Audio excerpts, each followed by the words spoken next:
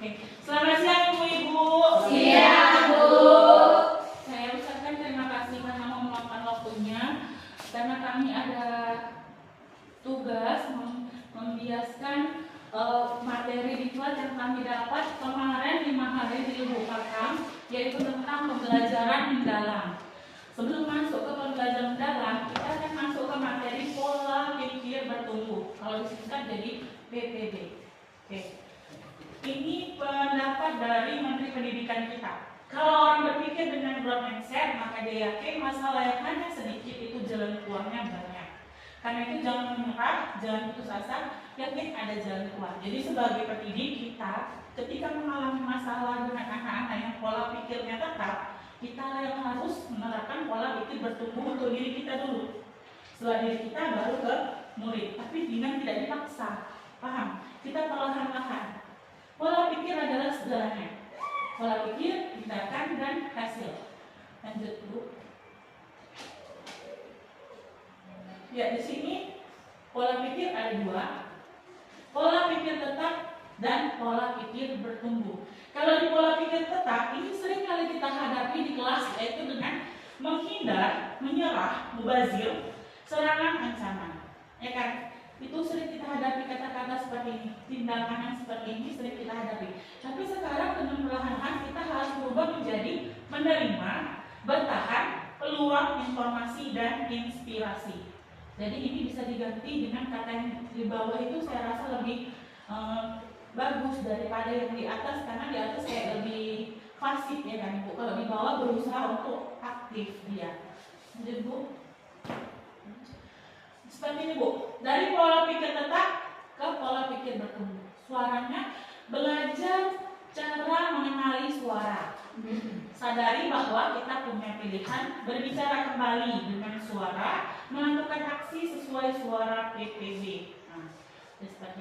Seperti ini Bu. Contoh pastinya seperti ini. Kalau saya gagal berarti saya tidak mampu. Udahlah nggak bisa, ya udah banyak lagi yang lain yang bisa, saya nggak usah aja. Itu kadang-kadang ada di pikiran kita. Tapi kalau di pola pikir bertumbuh, kalau saya gagal berarti saya harus belajar lalu mencoba lagi. Dia nggak hitung dianya gagalnya itu nggak ada nilai sama dia, tapi prosesnya. Karena pembelajaran mendalam itu dia tidak menilai hasil. Kalau menurut saya dia menilai prosesnya, proses untuk jadi berhasil. Saya akan menolak saat menerima tugas yang belum pernah saya kerjakan sebab resiko untuk gagal akan besar. Itu di pola pikir tetap. Semua manusia pernah berpikir seperti ini pasti.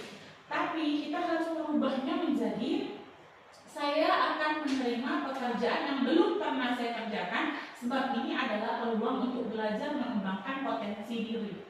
Jadi dia terima, biarpun nggak bisa kita terima karena pastinya ada pembelajaran di dalamnya, ada tuntutan untuk apa, tuntunan untuk kita jadi bisa seperti itu. Kesalahan menunjukkan kelemahan saya sehingga harus dihindari demi menjaga nama baik. Dia lebih menjaga image daripada proses pembelajarannya. Kesalahan merupakan sebuah proses belajar dan peluang untuk meningkatkan potensi diri. Jadi yang perlu kita kembangkan sekarang, kita nggak perlu malu kalau kita salah, kalau kita nggak bisa. Karena di sini kita bukan cari juara, tapi cari kayak mana proses pembelajaran bisa jadi pembelajaran mendalam, baik untuk gurunya dulu, baru ke siswanya. Baru saya hanya bagus dalam bidang tertentu saja dan tidak untuk bidang yang lain. Jadi kita berarti membatasi diri kita, padahal sebenarnya sama. Kalau saya bisa, misalnya kalau saya bisa mengajarkan matematika, saya lebih paham bahasa Inggris misalnya. Tapi seorang guru harus bisa bahasa Inggris juga, karena suatu masa gurunya nggak ada, pasti kita menggantikannya kan. Mungkin kebalikannya juga seperti itu. Saya bisa belajar apapun juga yang saya mau, termasuk hal-hal yang sangat sulit sekalipun. Karena dia belajar dia pun sulit, tapi ada prosesnya Bapak Ibu, jadi bisa. Oke, ada lagi seperti ini Bu. Ini menurut saya sangat penting. Ya. Saya melihat ada murid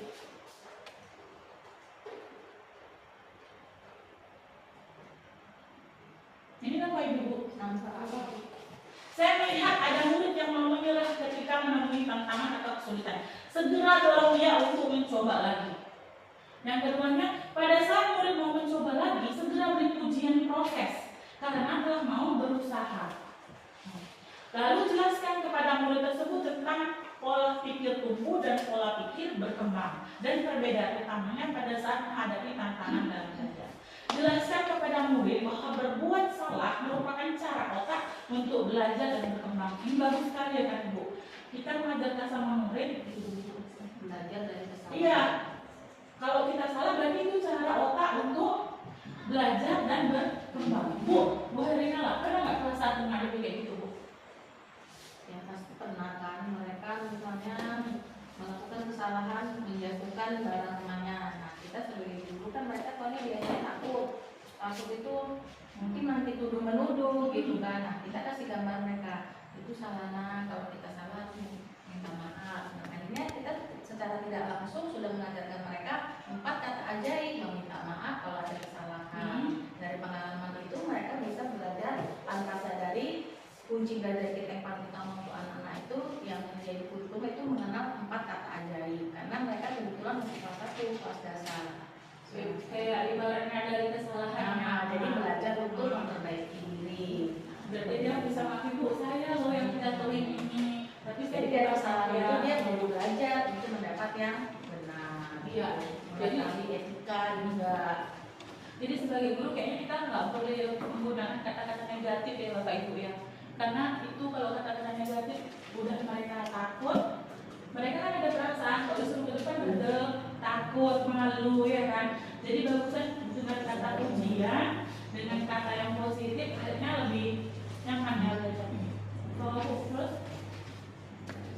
oke, di komunitas belajar, kalau saya bilangnya kami kemarin bilang ini adalah mitra guru, murid itu yang mitra kita.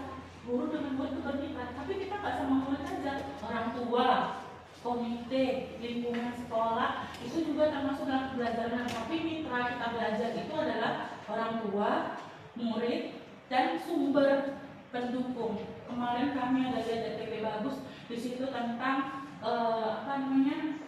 tentang surat kabar. Jadi di situ dibuat mitranya adalah wartawan atau penerbit dari koran. Jadi mereka bisa mencari beritanya di situ. Itu dia mitra juga termasuk seperti itu. Nanti akan ke bawah ini ujian Bu, ini dia. Tadi ya kan, ujian pribadi versus ujian proses. Cara guru memberikan ujian atau kritikan juga menjadi faktor yang sangat menentukan tipe pola pikir yang akan terbentuk pada muridnya. 2 ujian berikut ini ternyata memberi dampak yang sangat berlawanan. Kamu pasti pintar, itu ujian pribadi. Kamu pasti sudah bekerja keras, itu ujian proses. Dia seperti itu. Bu, kamu memang berbakat dalam matematika, itu ujian pribadi. Sering ya kita gitu, nah, si Banu mungkin pintar matematikanya nak. Tapi kalau ujian prosesnya, kamu butuh materi matematika yang mematangkan otakmu. Maksudnya di sini dia mungkin, ini materi yang lebih bagus lagi, biar kamu lebih berpikir lagi, jangan ini aja materinya. Kamu pintar sekali, kamu anak yang baik, wow, kamu seorang seniman yang luar biasa. Kamu memang terlihat menjadi seorang penulis, itu ujian pribadi. Tapi ada ujian proses, kamu telah menggunakan strategi yang tepat untuk menjawab soal ini. Kamu patut diapresiasi untuk usahamu yang sangat baik. Kamu telah memperhatikan hasil latihan lukismu selama ini. Kamu mampu memilah kata-kata yang sangat baik dalam tulisan. Mungkin kalau anak kelas atas bisa ya Bu, kayak gini ya. Tapi kalau anak kelas bawah kayaknya kata-katanya lebih sederhana lagi ya teman-teman. Lebih bisa mereka paham. Iya. Kayak biasanya apa Bu kalau ujian proses Bu?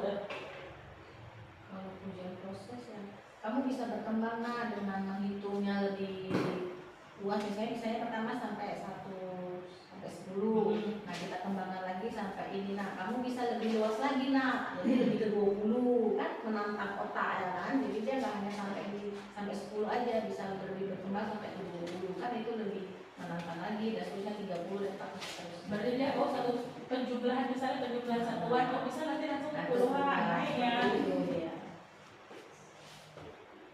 Oke. The power of yet ini menambahkan kata lihat dalam sebuah kalimat negatif ternyata mampu mengubah makna yang tidak menjadi belum, sehingga bukan peluang untuk mencoba lagi dan meraih sukses. bertumbuh yang sangat berlawanan dengan prinsip tyranny of now yang menutup peluang untuk mencoba lagi, sehingga mendorong terbentuknya pola pikir ini yang seperti saya bilang kemarin, ya itu belum ya. Nah jadi dia, kamu tidak pintar, kamu nggak pintar, itu diganti diganti bu, jadi kamu belum pintar, kamu belum bisa. Oh mungkin Bu Dila pernah nggak bilang gitu? Biasanya materi apa bu? Itu waktu belum bisa baca. Oh berarti kamu nggak bisa baca gitu, tadi nggak boleh gitu ya ternyata. Oh belum lancar, nah itu ulang lagi. Iya itu kata positif ya bu, jadi belum. Sebenarnya pikiran ini sangat banyak sekali masukan untuk kita jadi memilah-milah kata-kata gitu. Oke lagi lanjut. Ini bu, pembelajaran berbasis otak. Pola pikir bertumbuh memiliki fondasi ilmiah yang sangat kuat, yaitu neuroscience. Murid yang mengalami kesulitan dalam belajar tapi terus bertahan dan mencoba lagi, ternyata akan memicu aktivitas otak sehingga membuat proses belajar berjalan dengan lebih baik dan efektif. Bu Dede, ada nggak anak ibu yang dia kurang pintar tapi dia lebih semangat dan yang pintar? Ada. Ada, kayak mana apresiasi bu? Ya buat aja dia tambah semangat lagi, Ya kan? dengan menyuruh dia, ayo nak, jangan mengalah dari mereka itu. Nah kita harus membuat mereka lebih semangat lagi. Ada bu, dan banyak. Saya juga ada satu anak saya Fahri, dia nggak pintar, cuman setiap proses pembelajaran dari satu tahap ke tahap lain dia nanya, dan hasilnya lebih memuaskan ya kan, daripada yang dianya pintar tapi dia diam. Iya. Itu dia Lebih aktif. kita lebih kayak lebih super ya. Ini peta pikiran atau mind mapping. Peta pikiran yang diciptakan oleh Profesor Tony Buzan merupakan sebuah alat bantu learning tool yang sesuai dengan cara kerja learning otak sehingga sangat tepat untuk digunakan dalam pelajaran mendalam. Dia menggunakan warna bu, warnanya sama. Jadi kalau misalnya dia warna merah itu kenapa? Kalau dia merah, berarti kaki-kakinya merah. Kalau dia kuning, kaki-kakinya kuning. Semuanya harus satu warna dia. Yang dia. Dia. Kota pikiran kerangka pembelajaran mendalam. Nah, seperti ini. Maaf ya bu atas keterbatasan fokusnya. Oke, di sini masuk yang kedua, peran pola pikir bertumbuh dalam pembelajaran mendalam. Ini dia bu. Deep learning itu paling bawah, growth mindset sama surface learning. Kalau surface learning itu apa bis? Iya, kalau growth itu tumbuh ya. Kalau di dalam berarti belajar lebih mendalamnya itu yang perlu dimakan. Oke, ini dia bu. Ada dimensi profil lulusan, ada prinsip pembelajaran, pengalaman belajar, sama kerangka pembelajaran. Inilah yang akan dibahas dalam pembelajaran mendalam. Di sini ada dia pembelajaran mendalam itu, ini dia akan di sini bu. Kerangka pembelajaran. Di sini ada praktik pedagogis, lingkungan belajar, kemitraan, pemanfaatan digital. Jadi pembelajaran mendalam itu identik sama ini, bu. Kalau praktik pedagogis, penggunaan model dan metode pembelajaran. Berarti pedagogis itu pakai model sama metode. Kalau lingkungan pembelajaran, pengembangan budaya belajar dan menciptakan iklim belajar yang kondusif, serta bisa memotivasi murid untuk bereksplorasi dan kolaborasi sangat menentukan. PBB, karena murid bertumbuh keyakinan yang kuat bahwa melewati eksplorasi. Kemitraan ini tadi bu, guru, murid, orang tua, dan sumber belajar lain selain buku. Pemanfaatan digital, ini yang juga harus di dalam pembelajaran mendalam.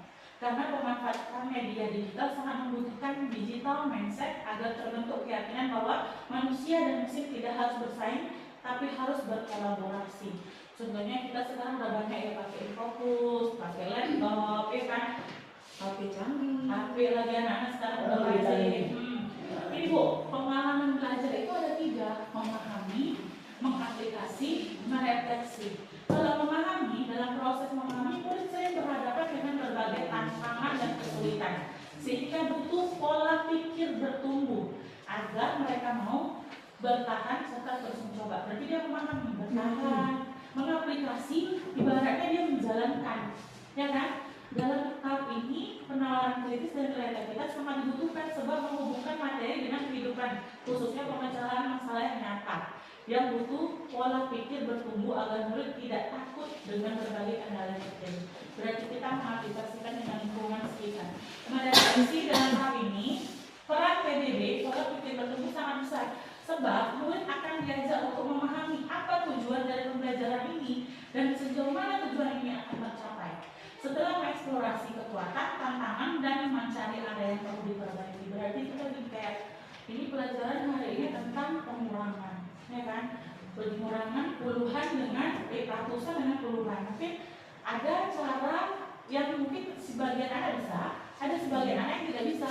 Nah, di refleksi inilah kita cari apa sih tantangannya, apa solusinya, apa jalan keluarnya. Karena saya yakin setiap anak beda pola pikirnya, cuman sebagai guru kita harus kayak menyediakan kalau anak yang seperti ini kita harus kemana, anak seperti ini kita harus kemana. Sebagai guru kita harus seperti itu kalau di dalam sini.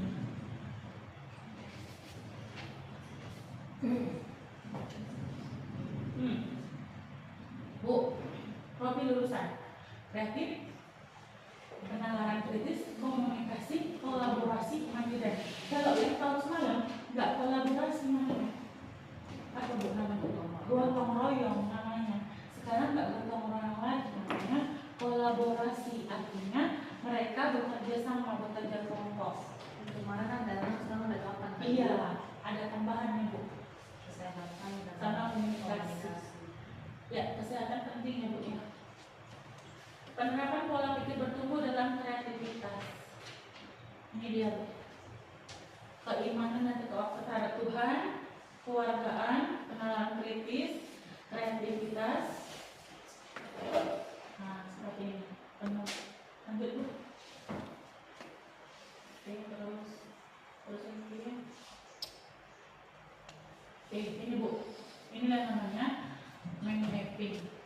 Nah, seperti ini. Sebenarnya kalau kita belajar juga anak-anak disuruh buat ini dia lebih gampang. Kenapa? Kalau Bu Yani kelas 5 materinya apa nanti kita? Tentang bagian-bagian masalah fungsi ya. Kayaknya cocok ke ini kan. Di situ di tengahnya dibuat kayak fungsi alat indera, mata, samping sana apa, ya kan hidung, kulit ini seperti ini. Enak, ya kan Bu kita. Ya, saya bagian tumbuhan. Jadi pohonnya itu saya taruh di tengah, lalu nanti yang warna birunya bisa ke daun, yang hijaunya bisa ke bunga, yang orange bisa ke batangnya. Nanti fungsinya itu dari samping-sampingnya itu sesuai dengan warna itu. Kayaknya kalau pakai warna anak lebih Lebih enak suka. menarik ya, lebih suka gitu ya kan. Pastinya kita lebih menarik. Makanya tengok kelas saya warna biar nggak bosan. Peran pola pikir bertumbuh dalam pengetahuan dan nilai karakter. Ini bu, pembelajaran mendalam itu kita harus memahami yang pertama, habis memahami, mengaplikasi, merefleksi. Nah, nanti bu, ini ibu bisa nengok taksonomi belum? Jadi sekarang di taksonomi Solo namanya, inilah dia di sini. Nanti dijelaskan mungkin ke materi berikutnya. Ini bu, iya, moral, pengetahuan, ya kan, kesadaran moral. Ibu bisa lihat dulu, aksi, penghayatan, mengurangi harga diri, empati. Nah di sini. Jadi kalau kita belajar juga bukan cuma pengetahuan aja, moralnya juga harus ada ya kan bu ya, menghayati aksinya. Kayaknya tapi kita lebih ke moral juga harus lebih besar ya kan bu ya daripada karena kita ingin membentuk karakter anak positif ilmu. Tapi sikapnya juga itu. Oke, dua bagian karakter yaitu karakter performa dan karakter moral. Kalau performa untuk meraih prestasi tinggi, kalau moral untuk berbuat baik dan benar. Seandainya kita bisa menciptakan murid dengan dua ini, saya yakin pasti masa emas Indonesia pasti terlaksana. Tapi itu perlu proses ya kan ibu-ibu. Dan harus dukungan Harus kemitraannya kan. Kalau nggak ada kemitraan antara guru dan orang tua sulit. Oke, ini dari saya tentang growth mindset tadi. Mungkin dilanjut sama Bu Santri pematerinya berikutnya. sekalian minum ya, biar nggak tegang. Kalau minum bu, kalau nggak tegang es breaking nggak dulu. Es. Nah ini bu, minum dulu. Es breaking dulu. Biar agak-agak ini. Biar agak kemas gitu. Otot-otot. Iya, untuk Semoga jaringannya bagus.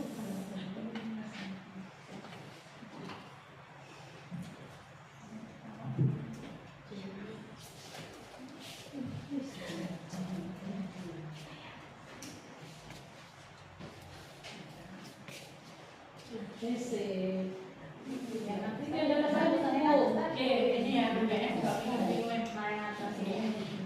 Bu, silakan berdiri. boleh berdiri sebentar kita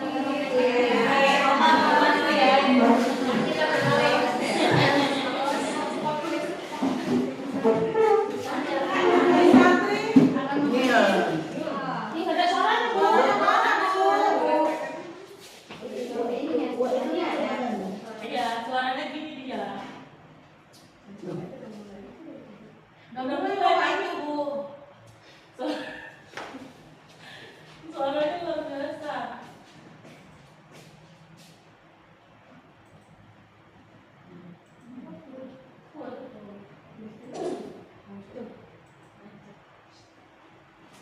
Oke.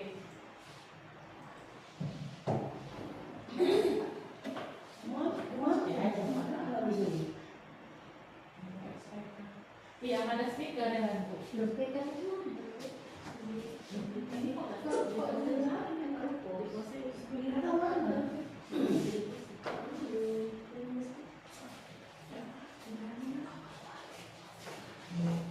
Inilah dia, Bu, keterbatasan media pembelajaran. tangan aja jangan semangat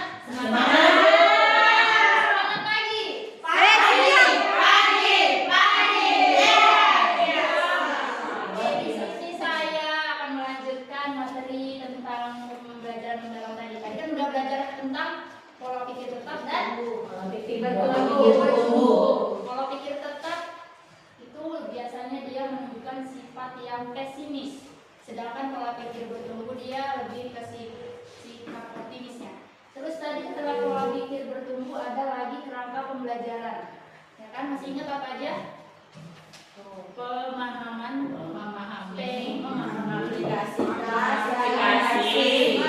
Refleksi. Terus yang kerangkanya tadi ada 4, ada pemahaman pedagogik, lingkungan belajar, Pemaparan digital, kemitraan belajar. Nah sekarang kita masuk ke prinsip pembelajaran mendalam. Jadi ada 3 prinsip pembelajaran mendalam. Yang pertama ada berkesadaran, bermakna dan mengembirakan.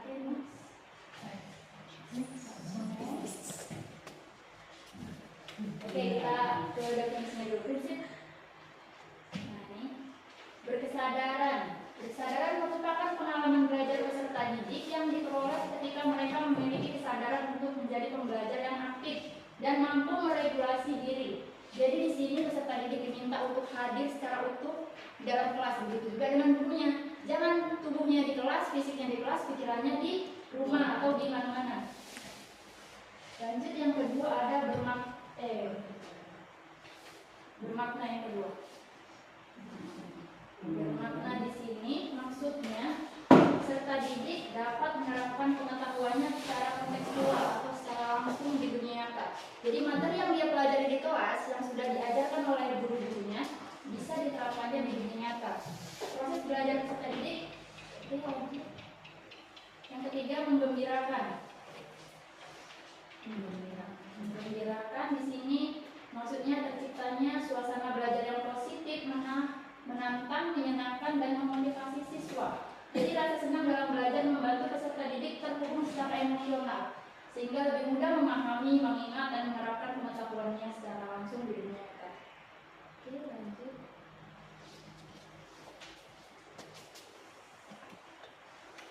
Nah tadi di prinsip pembelajaran itu ada yang namanya olah pikir atau intelektual. Olah pikir adalah proses pendidikan yang berfokus pada pengasah akal budi dan kemampuan kognitif, seperti kemampuan untuk memahami, menganalisa, dan memecahkan masalah. Dengan demikian, olah pikir akan membuahkan kecerdasan intelek, nalar kritis, dan nalar penyelesaian masalah untuk menghasilkan pengetahuan dan penalaran dalam berbagai disiplin dan bidang ilmu. Yang kedua ada namanya olah hati atau etika. Nah, di olah hati ini proses pendidikan untuk mengasah kepekaan batin siswa, untuk mengasah budi pekerti dan kepekaan terhadap lingkungannya, menunjukkan nilai-nilai moral dan sebagainya. Yang ketiga ada olah rasa atau estetika. Pada proses olah rasa ini, pendidikan bertujuan untuk mengembangkan kepekaan estetika atau empati siswa terhadap orang lain, bisa ke temannya, ke gurunya, ke orang tuanya, atau ke saudara lainnya. Yang terakhir ada olahraga atau kinestik. Nah, di dunia pendidikan kita juga membutuhkan fisik yang sehat ya, bukan hanya jasmani namun juga batin yang sehat. Jadi di bagian ini pendidikan yang bertujuan untuk menjaga dan meningkatkan kesehatan fisik, kekuatan tubuh, serta membentuk karakter melalui kegiatan jasmani seperti olahraga. Tidak hanya berfokus pada kebugaran fisik, namun juga pada pengembangan disiplin, ketangguhan, dan kerjasama.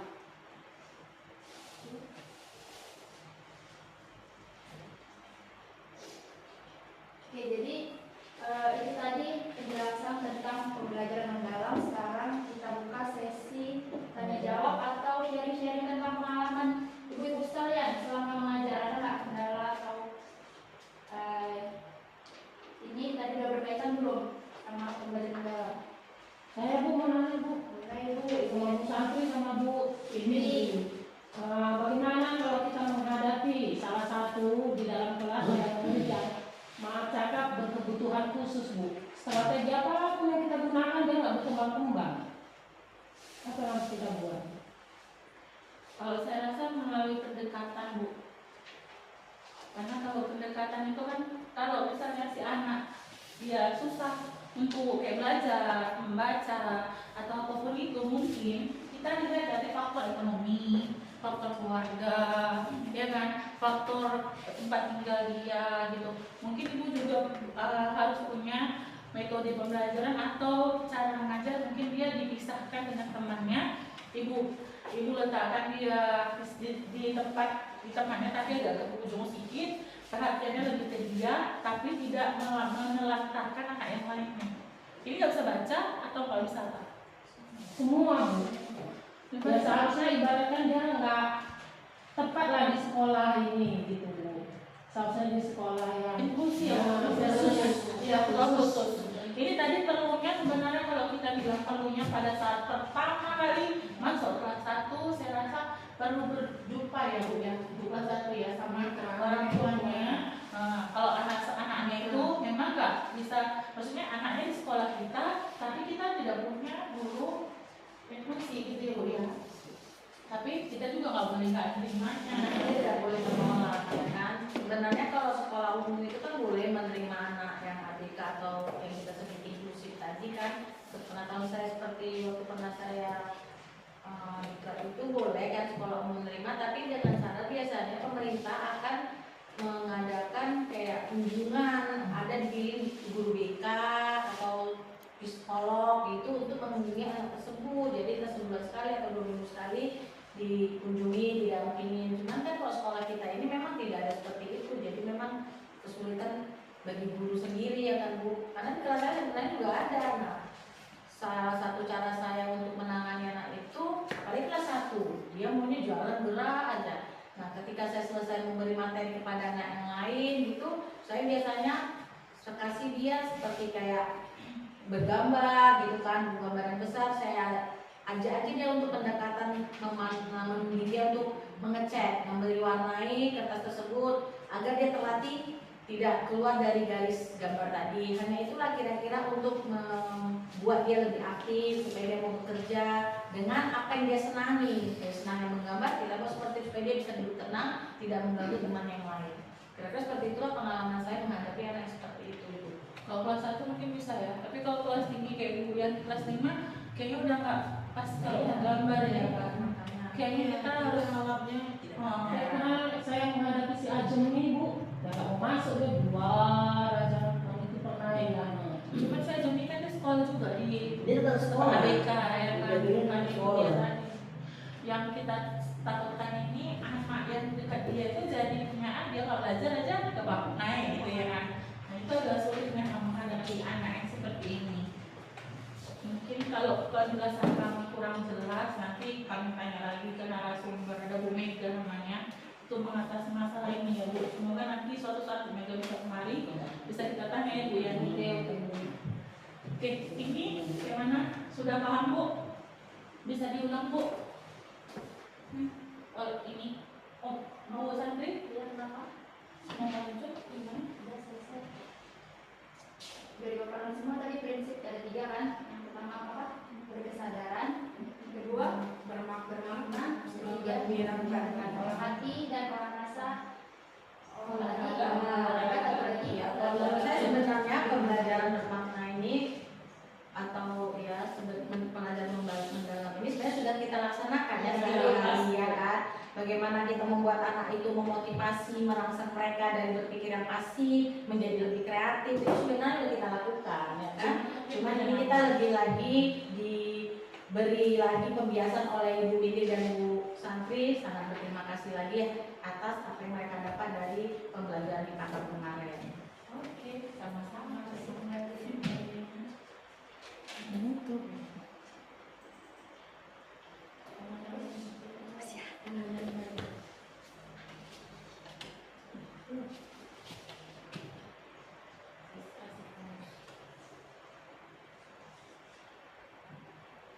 Nah, oke Bu, di pengalaman belajar ini seperti yang kami bilang tadi, di sini kan kalau zaman dulu kalau zaman tahun 2021 ada namanya taksonomi Bloom, ya kan? Ada menciptakan, ada mengevaluasi, baru ada menganalisis, menerapkan, memahami, meyakini, udah kita pelajari lah ya. Kalau baru PPG taksonomi Bloom pasti udah ini ya kan. Baru ada taksonomi Solo itu di tahun 1982, berpikir abstrak dan mendalam. Habis itu ada relasional, multikultural, unikultural dan kalau di pembelajaran mendalam dia cuma 3, yaitu dia merefleksi, mengaplikasi dan memahami. Merefleksi itu dia seperti mencoba menciptakan dan mengevaluasi. Berarti itu masuk kategori refleksi, merefleksi. Baru menganalisis dan menerapkan, dia mengaplikasi. Kalau memahami, dia memahami dan mengingat. Nah, dia masuk ke situ dia.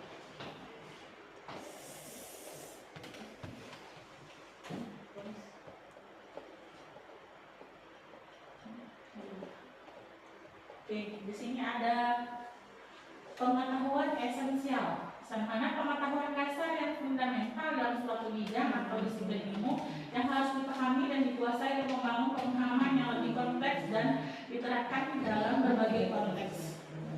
Pengetahuan aplikatif ianya adalah pengetahuan yang berfokus pada penerapan konsep dan teori. Sementara pengetahuan nilai dan karakter adalah pengetahuan yang berkaitan dengan pemahaman tentang nilai-nilai moral. Bisa kita tengok Bu contohnya. Kalau bahasa, dianya di kosakata, ya kan? Dia kosakata tata bahasa dasar. Sementara dia di sebelah tadi bahasa memahami cara menggunakan keterampilan menulis. Kalau dia pengetahuan penilaian, dia di situ memahami cara menggunakan bahasa untuk membangun hubungan baik. Nah, di sini dia sudah dikelompokkan. Oke.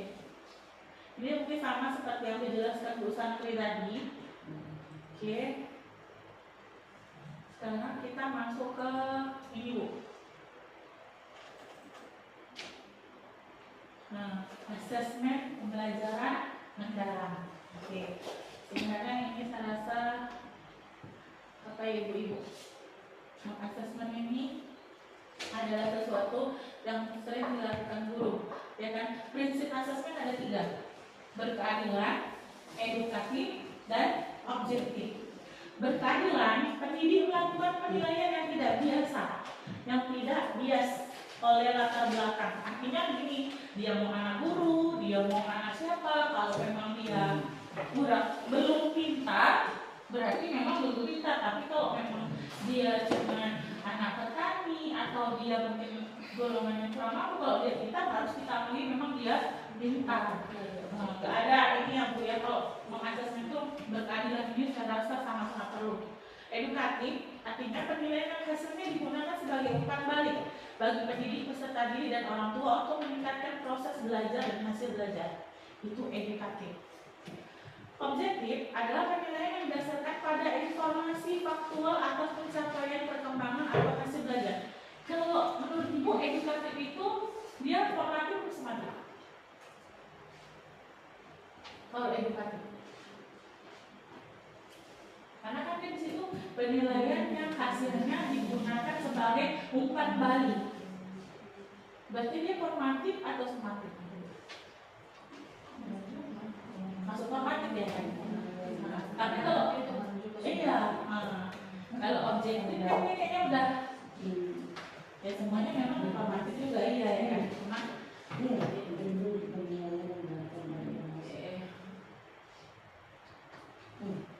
Ibu, asesmen pada pembelajaran mendalam itu ada dua, asesmen formatif, asesmen sumatif. Tapi asesmen formatif itu dibagi lagi jadi dua. Pertama, asesmen di awal pembelajaran, yang kedua asesmen di dalam proses pembelajaran. Ini dia. Kalau pada pembelajaran mendalam, kalau kita bisa formatif, sumatif sudah.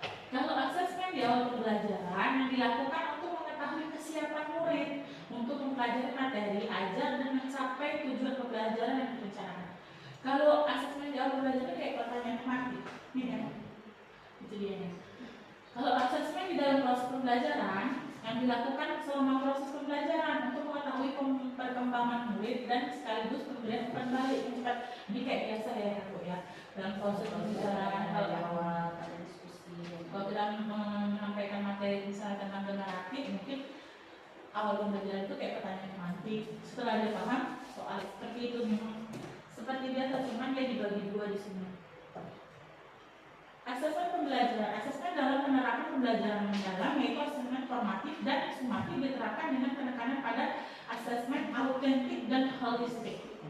Kalau autentik itu artinya penilaian mempresentasikan realitas kehidupan atau konteks sehari-hari, berfokus pada proses dan produk belajar dalam konteks yang nyata dan bermakna, bertujuan mengukur kompetensi nyata di pemecahan masalah, berpikir kritis, berpikir kreatif, kolaboratif, dan komunikatif. Sementara holistik adalah penilaian yang melihat keseluruhan aspek kemampuan siswa secara utuh dan terpadu, pengetahuan keterampilan sikap dalam integrasi berbagai dimensi pembelajaran untuk memberi gambaran komprehensif terhadap perkembangan belajar siswa. Jadi harus autentik sama holistik. Ini dia Bu. Dia kalau awal as, tapi kalau sudah ini dia form. Itu yang jenis bahasa Inggrisnya ya. Iya, formatif dibagi dua, as learning, for learning, baru kalau sumatif dia assessment of learning. Di situ di assessment as learning untuk merefleksi diri murid dan refleksi proses pembiasaan. Nah, kalau di for learning assessment untuk memperbaiki proses pembelajaran. Nah, sementara kalau sumatif itu kayak udah nilai semuanya, ya kan? Udah formatif 1, formatif 2, formatif 3, baru kita masuk ke sumatif, ya kan? Nih, teknik asesmen. Bisa kita lihat banyak tekniknya. Observasi, kinerja, penilaian diri, project, tes tulis, penilaian dan teman, tes lisan, penugasan, portofolio. Kalau Bu Dila sering pakai yang mana Bu? Pakai yang observasi dan penilaian Itu untuk formatif ya saya. Atau ini. Kalau kita biasanya tertulis, tes lisan, itu penugasan ya kan ya. Misalnya kalau penugasan itu kayak PR, portofolio, nah biasanya juga ada ininya. Penilaian antar teman sering nggak kita lakukan? Ibu sering nanya nggak kalau penilaian antar teman? Jarang. Pada saat tapi tidak sering. Tutup makanya sana. Buat ibu di desa pakai mana? Tes tertulis portofolio penugasan. Iya, nah sering itu ya. Kalau observasi itu biasanya Bu di asesmen yang dilakukan dengan cara mengamati langsung. Ini biasanya makanya Bu di dalam kelas bawah ya. Mungkin bisa ya. Kalau kita Bu yang kelas tinggi biasanya Sering bisa ya, saya sering bisa. Iya. Sudah menyampaikan materi, gimana bagaimana ya nak, udah nanti saya lempar pertanyaan, udah mereka langsung jawab. bisa juga pakai game COC. Itu sedekah Bu. Jadi anak-anak dikasih materi, disuruh lihat, suruh hafal, hapus. Hafal, seperti itu game COC Bu. Saya rasa satu kali ada Bu. Tulis materi, lihat, hafal, kita hapus. Perkalian aja susah. Nah, itu dia Apalagi apalagi lagi ya. umum. Makanya kita harus banyak cara ya Bu untuk mengajarkan anak-anak matematika yang ini ada. kebutuhan kelas. Iya. Contoh teknik asesmen khas SMK. Mungkin itu SMK ya, SD nggak usah ya Bu ya. Ini umpan balik Bu. Tadi suka yang umpan balik ya. Di situ ada klarifikasi nilai pertanyaan salah apresiasi. Di situ ada ajukan pertanyaan klarifikasi, berikan komentar jika ada hal yang tidak sesuai, berikan saran, ujian. Kayak saya rasa pujian itu penting ya Bu, untuk anak-anak lagi anak SD ya kan. Kalau kita puji, percayaan dirinya meningkat, ya kan? Kalau kita keberanian dia untuk pasti mengembangkan. jadi kalau kita anak yang belum pintar pun harus sering dipuji biar supaya dia kayak merasa dibutuhkan. Oh, aku juga puji itu kan ternyata Tambah tumbuh percaya diri. sebenarnya tantangan Bu menurut Ibu lah, tantangan kita itu anak pintar kurang pintar apa belum pintar, tantangannya lah. Masing-masing ada. Ya. Kalau yang anak pintar juga ada tantangan. Apa yang Bu tantangannya? Terlalu ramah mungkin kalau kita katakan ramah itu dalam arti selalu mungkin ya. Terus mau mungkin menjatuhkan temannya mungkin ya karena dia merasa sudah bisa. Ya. Waktu pekerjaannya cepat sekali. Iya. Akhirnya dia bisa bosan, bisa jalan-jalan, lain-lain. Masing-masing punya dia sepele dalam belajar. Yang belum pintar pun juga lebih banyak Bingung. Bingung. Tenaga dan pikiran. Udah belum pintar belum. Iya belum pintar. jadi ujinya cuma Iya, kayak Bu Ici lah Bu, kalau yang belum pintar kan kalau agama kan bahasa Indonesia dia susah membaca, belum bisa membaca ya, belum bisa. Bahasa Arab ada nggak yang dia belum bisa baca bahasa Indonesia, tapi bahasa Arab dia bisa? Ada Bu, ada di lagi Bu. Kalau kan saya suruh nulis Arab, terus Arab, Bu, tulis bahasa Indonesia bisa nggak Bu? Ya nggak boleh dia bilang. Dia mau disuruh nulis Arab dan saya bahasa Indonesia yang tulis. Makanya harus kreatif ya. Guru mengembangkan asesmen pembelajaran dari PR dapat mengacu pada taksonomi Solo. Ini tadi ya Bu, memahami, merefleksi, mengaplikasi taksonomi Solo. Yang bertujuan memahami Bu sejauh mana keadaan pemahaman telah dicapai. Merancang aktivitas belajar yang mendorong siswa untuk naik ke tingkat pemahaman yang lebih kompleks. Memberikan umpan balik yang lebih tepat sasaran. Iya, sebenarnya umpan balik, kalau menurut Ibu umpan balik sama semua siswa sama nggak? Kita kasih, Bu. Sama atau beda apanya itu? Umpan balik itu sama, ya. Sama. Berarti Jadi yang belum pintar menjadi paham, yang udah pintar lebih paham lagi.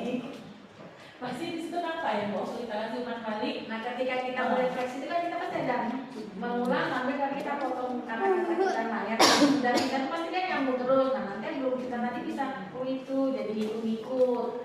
Kan dia bersama. Kalau refleksi kan kita bersama. Jadi secara bersama kita jadi menambah kepercayaan diri yang belum pintar juga.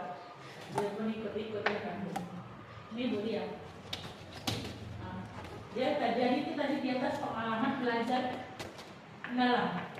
Dia hanya memahami, mengaplikasi, Dia merefleksi, mengaplikasi, memahami. Oke.